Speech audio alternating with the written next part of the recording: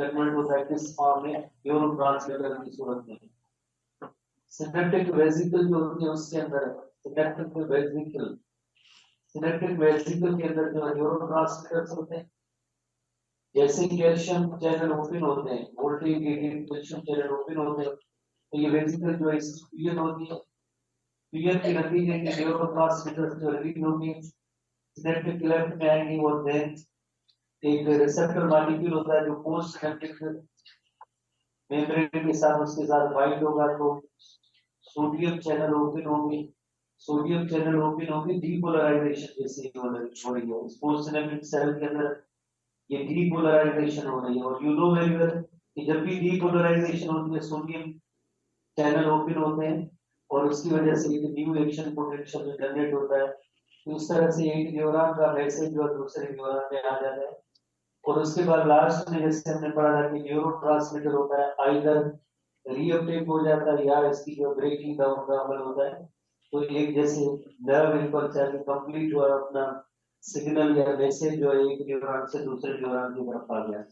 वही same points हैं synapse के बारे में, जैसे हमने डेफिनेशन वाइज ये काफी सारी चीजें डिस्कस की थी, इसकी कंटिन्यूटी है उसको हम आगे देखते हैं सिनेप्स की। आई थिंक टाइप्स में एक एक्साइटेटरी था और दूसरा था इनहिबिटरी। एक्साइटेटरी न्यूरोट्रांसमीटर और इनहिबिटरी न्यूरोट्रांसमीटर है, दो कैटेगरी होती है, जैसे कल भी हमने पढ़ा था थोड़ा बहुत। एक्साइटेटरी न्यूरोट्रांसमीटर होगा वो पोस्ट सिनेप्टिक सेल के अंदर था। माइक नहीं लगी हुई, कोई माइक नहीं लगाए और अब तक आवाज नहीं आया, थोड़ा बहुत हमने ये चीजें डिस्कस की थी। इट हैपेंस सो, जैसे टेक्नोलॉजी का दौर है उसमें यही होता रहता है, थोड़ा सा एरर या फॉल्ट होता है तो पूरे जैसे सिस्टम में जैसे फॉल कर जाते हैं। बहरहाल ये हमारा लाइक फॉल्ट ये है कि हमने नहीं लगाई, वेरी सॉरी। तो हम पढ़ रहे थे कि सिनेप्स क्या होता है, जो हमने कल भी चीजें इनको डिस्कस की थी। जैसे शुरू में जैसे इलेक्ट्रो मैसेज होता है, बाद में वो मैसेज जैसे जो केमिकल सिनेप्स होता है वो केमिकल फॉर्म में कन्वर्ट होता है। जैसे इलेक्ट्रिकल सिनेप्स होते हैं उसके अंदर एक न्यूरॉन और दूसरे न्यूरॉन के दरमियान जैसे डायरेक्ट एक कांटेक्ट होता है गैप जंक्शन के जरिए। कल हमने एक लेमेंस एग्जांपल भी सेंस में लिया था कि अगर कोई लेटर वगैरह होता है एक जगह से दूसरी जगह तक आता है, अगर गेट पे हम खुद खड़े हैं जैसे उससे लेटर डायरेक्ट जैसे रिसीव कर रहे हैं, तो ये हुआ इलेक्ट्रिकल इम्पल्स। लेमेंस एग्जांपल है, कोई हार्ड एंड फास्ट बात नहीं है, साइंटिफिक कोई ये प्रूफ नहीं है, हम समझने की खातिर ऐसा एग्जाम्पल ले रहे हैं।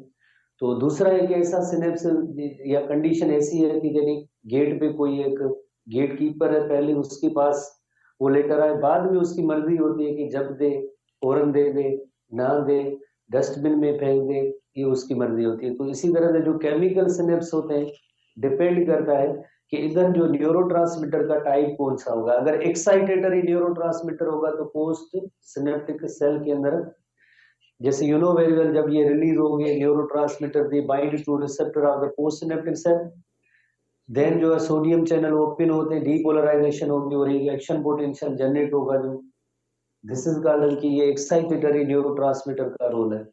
अगर इधर कोई इनहिबिटरी न्यूरोट्रांसमीटर होता तो ये इस पोस्ट सिनेप्टिक सेल के अंदर हाइपर पोलराइजेशन का सबब होता और ये सिग्नल या मैसेज आगे कन्वे ना होता।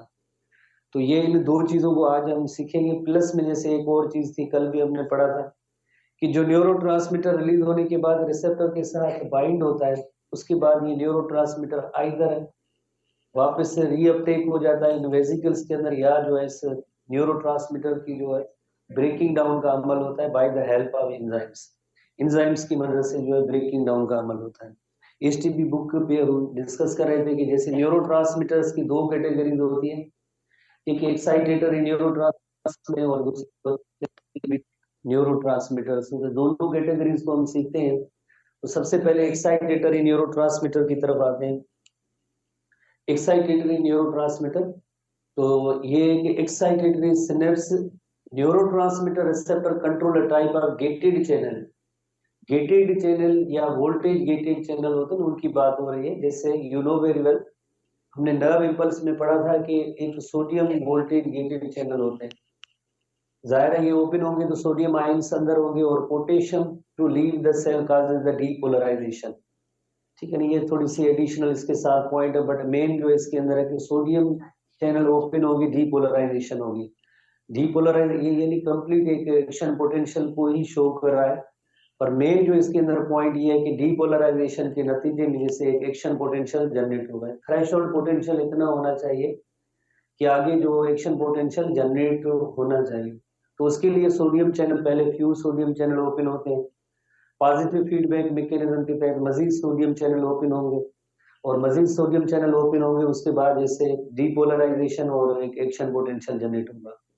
उसके बाद electrical change causes by the bonding of neurotransmitter to receptor is called as excite. ये डेफिनेशन है जैसे excitatory post synaptic potential, short form याद करना जरूरी है, हम काफी बार आपको कह भी चुके हैं। ठीक है ना, लफ्ज क्या है, एक्साइटेटरी पोस्ट सिनेप्टिक पोटेंशियल। अब देखो सिनेप्स के अंदर आपने पढ़ा था कि जैसे ये प्री सिनेप्टिक मेम्ब्रेन है, ये है पोस्ट सिनेप्टिक मेम्ब्रेन। अब मैसेज या जो कन्वे जो हुआ है वो किसमें हुआ, दूसरे एक न्यूरॉन या सेल के अंदर हुआ है, इसने तो मैसेज दे दिया in the form of neurotransmitter. अब पोस्ट का मतलब होता है कि जो दूसरा सेल या बाद में जो पोस्ट सिनेप्टिक पोटेंशियल, जाहिर है अब जो ये न्यूरोट्रांसमीटर है इसका रोल जो एक्साइटेटरी है, इसने एक एक्शन पोटेंशियल जो जनरेट किया है, तो इस पोटेंशियल को कहेंगे एक्साइटेटरी पोस्ट सिनेप्टिक पोटेंशियल। कई लफ्ज आपने ऐसे शॉर्ट फॉर्म में नोट किए, membrane potential, action membrane potential, resting membrane potential. तो इस तरह से ये है excitatory post synaptic potential. Post synaptic जैसे एक लफ्ज होता है प्री होता है, दूसरा होता है पोस्ट होता है। प्री की मीनिंग होती है बिफोर, अर्ली, और पोस्ट की मीनिंग होती है बाद में। तो जाहिर है एक न्यूरॉन का जो सिग्नल है बाद में जिससे एक दूसरे न्यूरॉन मिला है, तो इसके अंदर जो पोटेंशियल से कहेंगे post synaptic potential, excitatory post synaptic मतलब से याद करेंगे, बाकी इसकी कोई मैकेनिज्म वगैरह नहीं है। कि जैसे electrical change caused by the binding of neurotransmitter to the receptor, you know very well, इधर जो एक रिसेप्टर होता है और रिसेप्टर के साथ ये न्यूरोट्रांसमीटर बाइंड हुआ, बाइंड होने के नतीजे में सोडियम चैनल ओपन हुए हैं, और सोडियम चैनल ओपन हुए, डीपोलराइजेशन हुई है, एक्शन पोटेंशियल जनरेट हुआ है, तो इसका जो पोटेंशियल होगा तो उसे हम कहेंगे excitatory post synaptic potential, EPSP, excitatory post synaptic potential. Hopefully आपने इसको सीखा, वो टर्म नहीं है एक बस। उसके बाद जैसे दूसरी कैटेगरी की तरफ आते हैं, एक्साइटेटरी न्यूरोट्रांसमीटर्स के हवाले से है, chemicals cause these changes called excitatory neurotransmitter. जैसे एक चीज आपने बहुत ही इंपॉर्टेंट क्वेश्चन के तौर पे इसको नोट करना है कि कैटेगरी वाइज जो ये क्वेश्चन आते हैं, एक्साइटेटरी न्यूरोट्रांसमीटर की कौन सी कैटेगरीज या एग्जाम्पल्स हैं, चंद एक एग्जाम्पल हमारे बुक में मेंशन है, इनको याद करना बहुत जरूरी होता है। जैसे चंद एक में से एक एसिटाइल कोलिन है जो हम पहले ही पढ़ चुके हैं, मसल कॉन्ट्रैक्शन के दौरान न्यूरोट्रांसमीटर एसिटाइल कोलिन जब रिलीज होता है, तो यू नो वेरी वेल, जो मोटर एंड प्लेट में से एसिटाइल कोलिन के रिसेप्टर्स होते हैं उनके साथ एसिटाइल कोलिन बाइंड होता है, देन वो मैसेज जो है सार्कोलेमा तक जाता है, सार्कोलेमा में से कैल्शियम आयंस जो है रिलीज होते हैं, देन मैकेनिज्म मसल कॉन्ट्रैक्शन जो होती है। तो बहरहाल एक्साइटेटरी न्यूरोट्रांसमीटर की कैटेगरी में आता है acetyl choline, one of the most common neurotransmitter, and it can be excitatory या इनहिबिटरी। यकीनन एक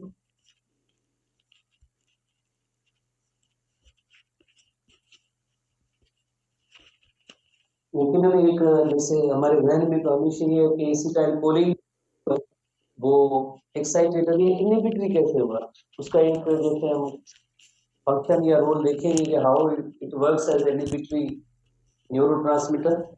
तो न्यूरोट्रांसमीटर जैसे एसिटाइल कोलिन का बुक में जिक्र नहीं है कि हाउ किस तरह से इनहिबिटरी है, पर हम थोड़ी सी डिस्कशन करेंगे depending on the type of receptor. जैसे for example acetylcholine muscle contraction के हवाले से आप पढ़ चुके हैं, मसल कॉन्ट्रैक्शन के हवाले से पढ़ चुके हैं कि उसका जो रोल है वो एक्साइटेटरी है। ठीक है ना, जैसे एक्साइटेटरी की और भी कैटेगरीज होंगी, और ओवरऑल जैसे आपको पता है हम एक्साइटेटरी सिनेप्स होगा या जो न्यूरोट्रांसमीटर होगा, उसके अंदर भी ऐसी तस्वीर है। जैसे ग्लूटामेट एक एक्साइटेटरी न्यूरोट्रांसमीटर, ये पोस्ट सेल है, उसके अंदर सोडियम चैनल ओपन की बात से इधर जो हमने तो जनरली पढ़ा था -55 मिली वोल्ट जो इसका थ्रेशोल्ड पोटेंशियल है, पर इधर जो -30 दिखाया गया है। तो उसके बाद जैसे एक एक्शन पोटेंशियल जनरेट हुआ, इधर कोई वैल्यू वगैरह नहीं है तो जरूरी नहीं है। इसका मतलब है कि एक सोडियम चैनल ओपन हुए, डीपोलराइजेशन हुई है। ये अमल जो है डीपोलराइजेशन को शो कर रहा है। तो डीपोलराइजेशन हुई है तो इसका मतलब है कि एक्शन पोटेंशियल जनरेट हुआ है। इसी तरह से जो इनहिबिटरी सिनेप्स होता है उसके अंदर जो ये प्री सिनेप्टिक सेल है उसके अंदर ये न्यूरोट्रांसमीटर रिलीज हुआ। इस न्यूरोट्रांसमीटर की कैटेगरी में जो एग्जाम्पल है वो गाबा है, gamma amino butyric acid. Gamma amino butyric acid जो होता है तो इसकी वजह से हाइपर पोलराइजेशन किस फॉर्म में होती है, ये पोस्ट सिनेप्टिक सेल है। अगर आपके पास बुक हो भले उसके अंदर इसकी लेबलिंग देंगे, ये पोस्ट सिनेप्टिक सेल है।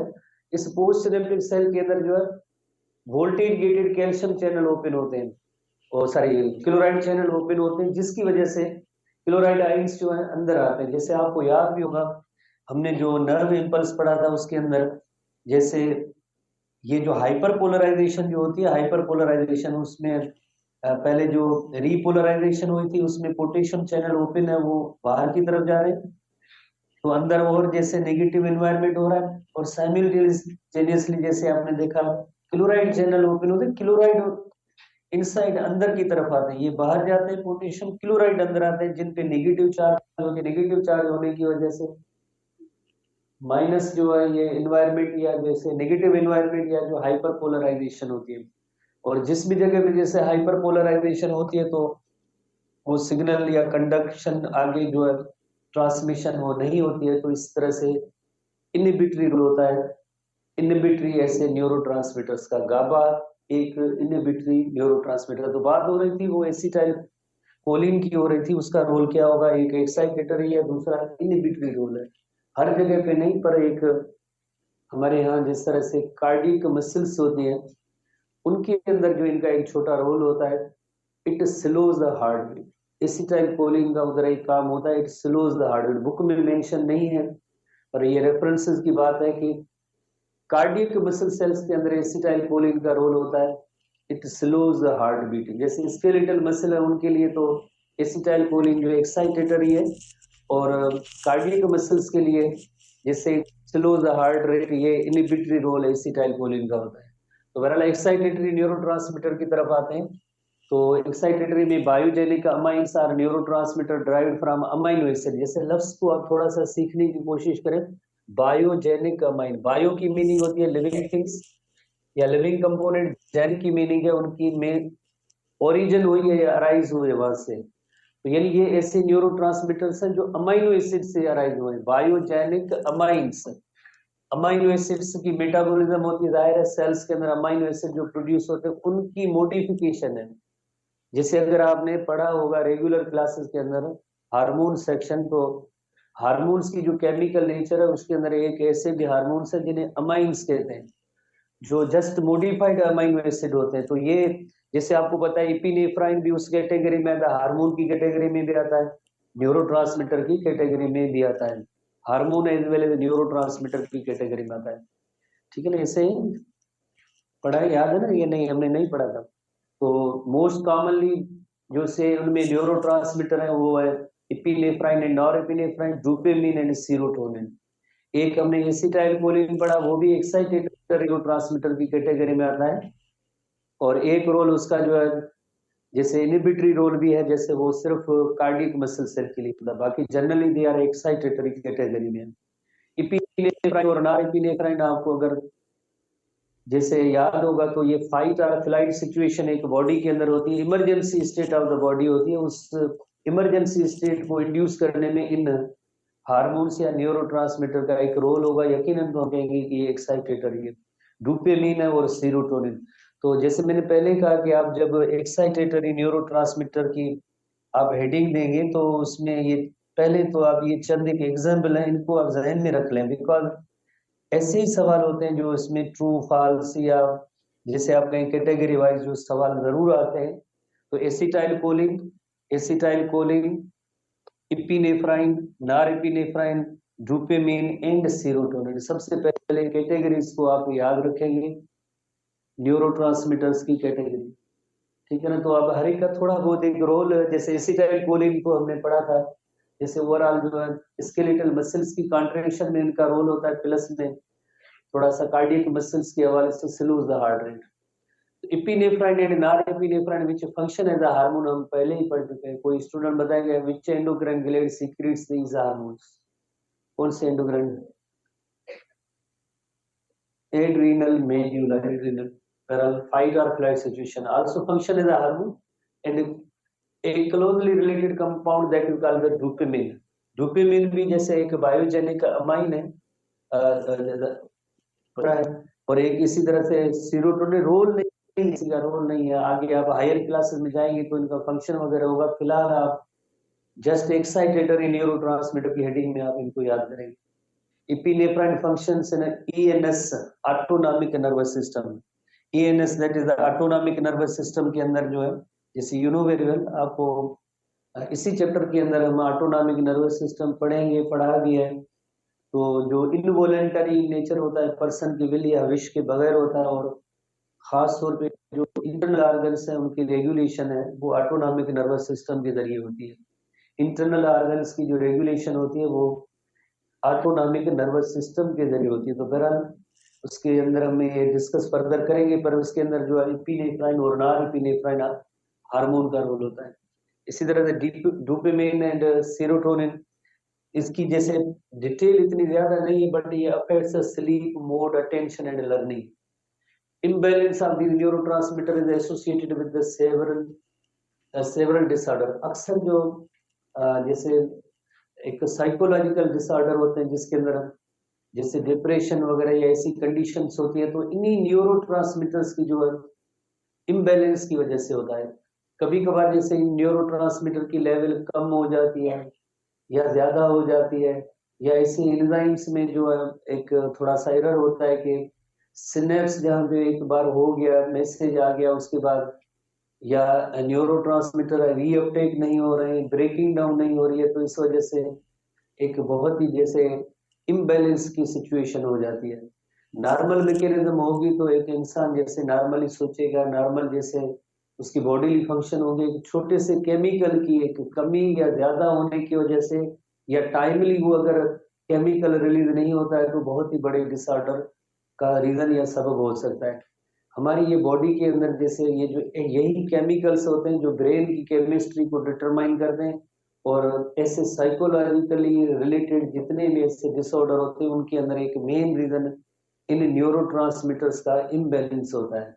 नथिंग, कुछ भी नहीं, जस्ट ब्रेन की जो ये केमिस्ट्री है डिपेंड ही करती है इन केमिकल्स पे करती है, जिसमें जैसे स्लीप है, मूड है, अटेंशन है, लर्निंग, ये सब डिपेंड करता है इन डोपामिन एंड सेरोटोनिन। आगे आप पढ़ेंगे कि जिसमें जैसे खास तौर पे इंसान जो एक जैसे गुड जेस्चर या खुश जो ज्यादा होता है इन्हीं जैसे न्यूरो ट्रांसमीटर्स की वजह से। बहरहाल फिलहाल हम इतना नहीं यहाँ पे डिस्कस करते हैं, हम पहले से एंट्री टेस्ट में स्पेस ही नहीं है कि इतनी चीजों को याद रखें। बहरहाल फिलहाल sleep, mood, attention and learning they are related to the dopamine and serotonin. Parkinson's disease है जिसे आगे नर्वस सिस्टम में मौजूद है, is due to the low level of the dopamine. जैसे डोपामिन की कंसंट्रेशन जैसे कम होगी तो आप देखें पार्किंसंस डिजीज होती है। तो ज्यादा आगे तफसील तो नर्वस सिस्टम के डिसऑर्डर्स हैं उसमें मौजूद है, जिसमें जैसे shivering, trembling of one hand, one arm, one side, और देन उनको वॉकिंग में जैसे डिफिकल्टी होती है, और भी साइकोलॉजिकल ऐसे इश्यूज वगैरह होते हैं। तो बहरहाल डीजनरेटिव डिजीज है। डीजनरेटिव डिजीज का मतलब है कि जो कभी भी ठीक नहीं हो सकती है, क्योंकि वो न्यूरॉन जो डोपामिन बनाते हैं उन्हीं न्यूरॉन्स की डीजनरेशन होती है।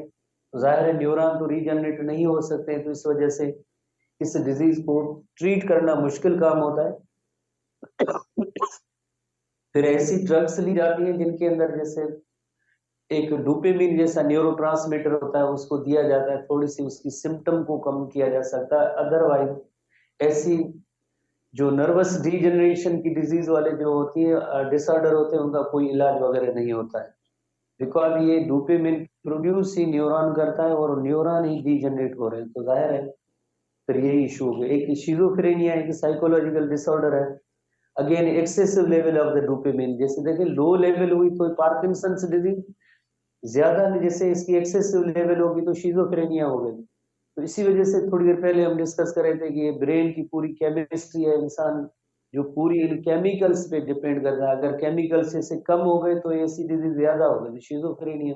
तो इनका एक बैलेंस जो बहुत जरूरी होता है, अगर इससे न्यूरोट्रांसमीटर कम या ज्यादा होंगे तो यकीनन बड़े डिसऑर्डर का सबब बनेंगे। उसके बाद जैसे इनहिबिटरी न्यूरोट्रांसमीटर की तरफ आते हैं, थोड़ी सी एक चीज रिकॉल कर लें कि इनहिबिटरी और एक्साइटेटरी न्यूरोट्रांसमीटर वर्क कैसे कर रहे हैं। इनहिबिटरी जो होते हैं, जैसे आपको पता है कि पोस्ट सिनेप्टिक सेल होता है, उसके अंदर क्लोराइड चैनल्स की ओपनिंग के सबब बनते हैं, और क्लोराइड चैनल जब पोस्ट सिनेप्टिक सेल के अंदर आएंगे तो रिजल्ट होगी हाइपरपोलराइजेशन। हाइपरपोलराइजेशन होगी तो उसके अंदर वो सिग्नल आगे जो कंडक्ट नहीं होगा। एक्साइटेटरी न्यूरोट्रांसमीटर होते हैं, उनका काम ये होता है, जो पोस्ट सिनेप्टिक सेल होता है उसके अंदर सोडियम चैनल ओपन होते हैं, डीपोलराइजेशन होगी, डीपोलराइजेशन होगी तो उसका मतलब है सिग्नल आगे कंडक्ट होंगे।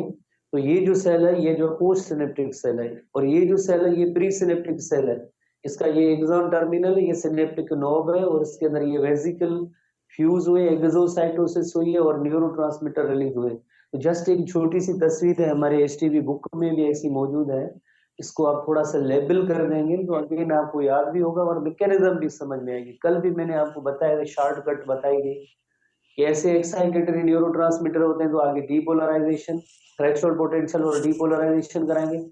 इनहिबिटरी न्यूरोट्रांसमीटर होंगे वो जाके देन जो है यकीनन हाइपर पोलराइजेशन करेंगे, और हाइपर पोलराइजेशन की वजह से आगे सिग्नल कंडक्ट नहीं होते। मैकेनिज्म जहन में हो कि हम क्या पढ़ रहे हैं और उसकी मैकेनिज्म क्या है। तो इनहिबिटरी न्यूरोट्रांसमीटर के हवाले से, inhibitory neurotransmitter inhibitory synapse the binding of the neurotransmitter molecule to the post synaptic membrane। तो पोस्ट सिनेप्टिक मेम्ब्रेन अभी हमने देखा उसके अंदर हाइपर पोलराइजेशन होती है। हाइपर पोलराइजेशन का मतलब होता है इनसाइड ऑफ द न्यूरॉन वो मोर नेगेटिव होता है। मोर नेगेटिव क्यों होता है? बिकॉज क्लोराइड चैनल ओपन होने की वजह से जैसे और मोर नेगेटिव होता है। हालांकि इससे पहले इवेंट क्या होगा, हाइपर पोलराइजेशन से पहले इससे पहला इवेंट क्या था?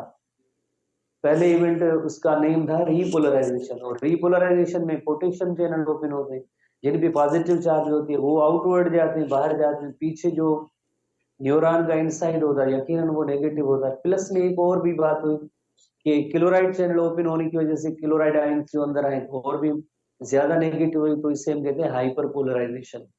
The membrane by opening ion channel, कौन से आयन चैनल है? जैसे chloride ion channel that make the membrane more permeable.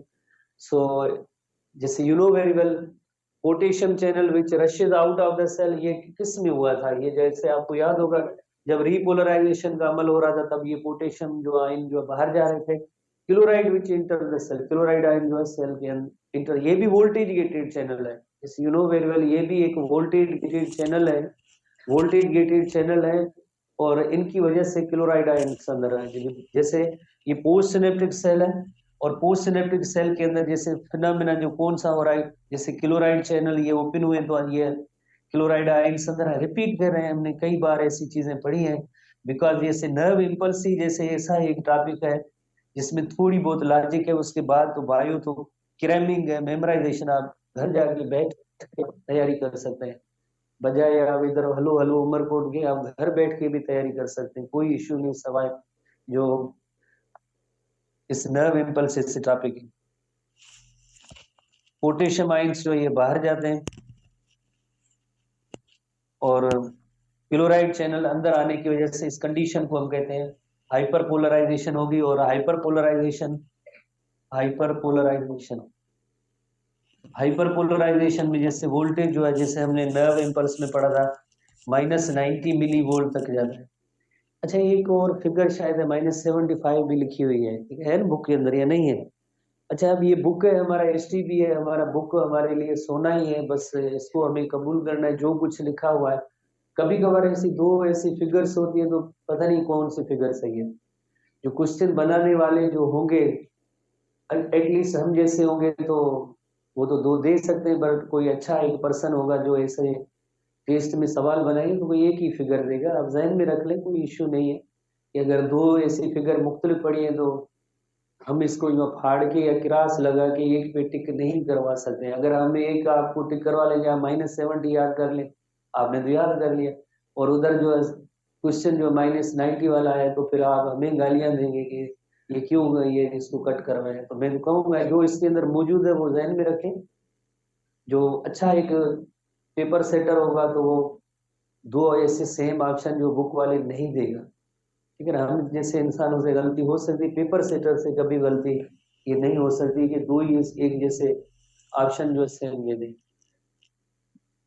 बस आखिरी हेडिंग की तरफ इसकी तरफ आते हैं। Because a large concentration of gradient to be both of the membrane potential even become more negative। वही बात हमने, resting potential make it more difficult for action potential to be generated. जाहिर है इतना जो है हाइपर पोलराइजेशन हो, ये मोर नेगेटिव हुआ तो उसके अंदर एक्शन पोटेंशियल जनरेट करने की एबिलिटी नहीं होगी। Voltage gated associated with chemical signaling at an inhibitory synapse is called the inhibitory post synaptic potential। आपको याद होगा थोड़ी देर पहले हमने पढ़ा था एक्साइटेटरी पोस्ट सिनेप्टिक पोटेंशियल। लफ्ज एक्साइटेटरी की जगह पे जस्ट एक इनहिबिटरी लफ्ज ऐड करना है, तो ये इनहिबिटरी पोस्ट सिनेप्टिक पोटेंशियल उसे हम कहेंगे। आखिर में जस्ट आप इनके जो न्यूरोट्रांसमीटर के एग्जांपल्स हैं इनको आप याद रखेंगे, बहुत ही इंपॉर्टेंट क्वेश्चन होते हैं। कैटेगरी वाइज एग्जाम्पल वाइज कौन से जो न्यूरोट्रांसमीटर्स हैं वो, जैसे हम कहें कि वो एक्साइटेटरी और कौन से जो इनहिबिटरी है। Neurotransmitter such as GABA gamma amino butyric acid glycine glutamate और एस्पिरिन, चंद एक एग्जाम्पल दिए गए, और भी ज्यादा होते हैं बट हम सिर्फ अपने एसटीबी बुक तक महदूद हैं। तो यही जो एग्जाम्पल एटलीस्ट आप याद करें जो इनहिबिटरी न्यूरोट्रांसमीटर की कैटेगरी में आते हैं, इनहिबिटरी न्यूरोट्रांसमीटर की कैटेगरी में। ठीक है ना, होपफुली आपने इसको जो सीख लिया होगा। कल हम जैसे नेक्स्ट क्लास के अंदर जो सीएनएस नर्वस सिस्टम वगैरह पढ़ेंगे, इस तस्वीर को थोड़ा सा अपने बुक के अंदर जो मौजूद है उसको थोड़ा सा लेबल कर लें। अगेन मैंने आपसे कहा है ताकि आप थोड़ा ये आइडिया जो है आपके जहन में हो कोई एक्साइटेटरी न्यूरोट्रांसमीटर और इनहिबिटरी न्यूरोट्रांसमीटर किस तरह से वर्क कर रहे हैं।